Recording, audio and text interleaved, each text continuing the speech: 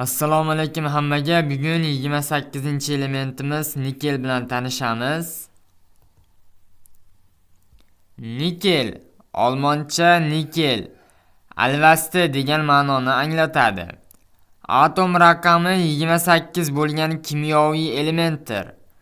Nikel kimyoviy belgisi Ni 1751-yili Shved olimi Axel Fredrik Kronstedt tomonidan kashf etilgan.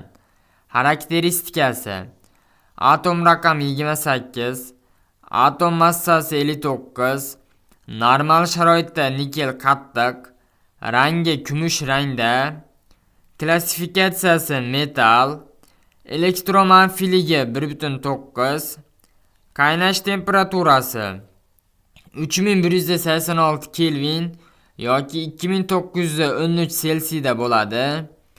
Erish temperaturasi 1728 Kelvin yoki 1455 Selsiyda bo'ladi.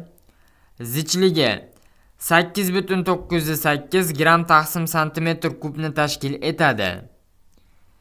Nikelli kristal panjarasi mana shunday tuzilgan bo'ladi.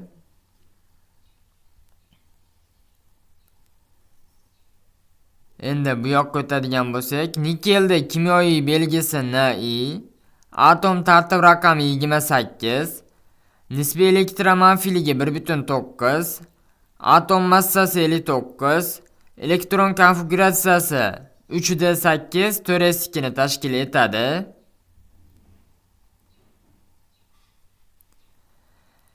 Endi tasviriga o'tadigan bo'lsak, tasvirida massasi 0.3 gram bo'lgan nikel bo'laklarini ko'rishimiz mumkin.